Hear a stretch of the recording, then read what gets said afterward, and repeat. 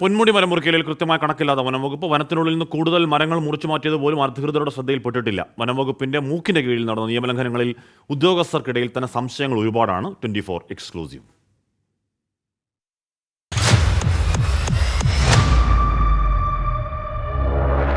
പൊന്മുടിയിലാണ്. പൊന്മുടി മരമുറിയുടെ കഥകൾ അവസാനിക്കുന്നില്ല. അതിൻ്റെ ചുരുളഴിയണമെങ്കിൽ കാട് കയറണം. ഞാൻ ഇപ്പോൾ നിൽക്കുന്ന ഈ ഹിൽ സ്റ്റേഷന് മുൻപിൽ പോലും വനനിയമങ്ങളുടെ ലംഘനങ്ങൾ കാണാം. പൊന്മുടി ഹിൽ സ്റ്റേഷനിൽ നിന്നും കഷ്ടിച്ച് 1 കിലോമീറ്റർ വനത്തിലൂടെ നടക്കണം. ട്രക്കിംഗ് പാതയാണ്. കഴിഞ്ഞ 1 മാസത്തിനിടയിൽ മുറിച്ചുമാറ്റിയ മരങ്ങൾ അവിടെയും കാണാം.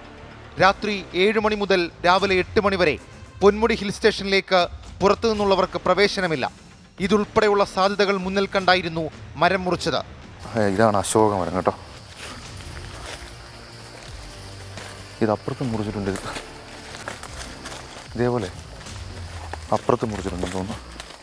പൊന്മുടിയിലെ മരമുറി എത്രത്തോളം വ്യാപ്തിയുള്ളതാണ് എന്ന് വ്യക്തമാക്കുന്നതാണ് ഈ ദൃശ്യങ്ങൾ. ഇത് കാടിനകത്താണ്, വനത്തിനകത്താണ്. റോഡരികിലുള്ള ചെറുമരങ്ങൾ മാത്രമല്ല, കാടിനകത്തേക്ക് കയറി ഇതുപോലെയുള്ള സംരക്ഷിക്കപ്പെടേണ്ട മരങ്ങൾക്ക് കോടാലി വയ്ക്കുന്ന സാഹചര്യം പൊന്മുടിയിലുണ്ടായി.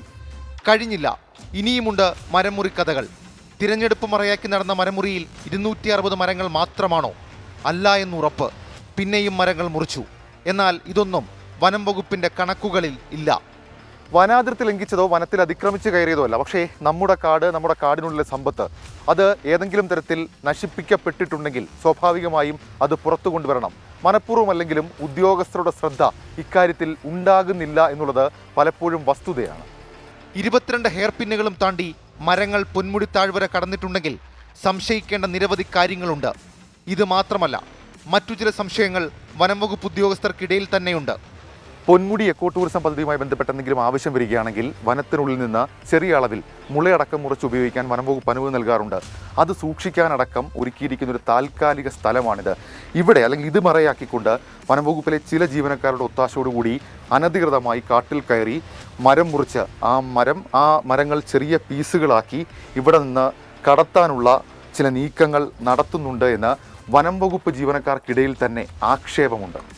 മുളയും ഈറയും മുറിക്കാം, പക്ഷേ പൊന്മുടി ഇക്കോ ടൂറിസം പദ്ധതിക്ക് വേണ്ടി മരങ്ങൾ മുറിച്ചു, വേലി കെട്ടി, അതിൻ്റെ മറവിലും കടത്ത് നടന്നുവെന്ന് ആക്ഷേപമുണ്ട്. 24 പുറത്തുവിട്ട പൊന്മുടി മരമുറി വിഭാഗത്തിൽ ഇപ്പോൾ പലതരത്തിലുള്ള രാഷ്ട്രീയ ആരോപണ പ്രത്യാരോപണങ്ങൾ ഉയരുന്നുണ്ട്. പക്ഷേ അതൊക്കെ മാറ്റി നിർത്തിയാൽ നമുക്ക് വനത്തെ സംരക്ഷിക്കുകയാണ് വേണ്ടത്. വനമാര് കൊള്ളയടിക്കുന്നു, എത്ര നാളായി അത് തുടരുന്നു, അത് കണ്ടെത്താൻ സർക്കാർ ഗൗരവമായി ഇടപെടൽ നടത്തണം. ക്യാമറാമാൻ അരുണസാറിനും സതീഷിനുമൊപ്പം ഷഫീദ് റാവുത്തർ, 24 തിരുവനന്തപുരം.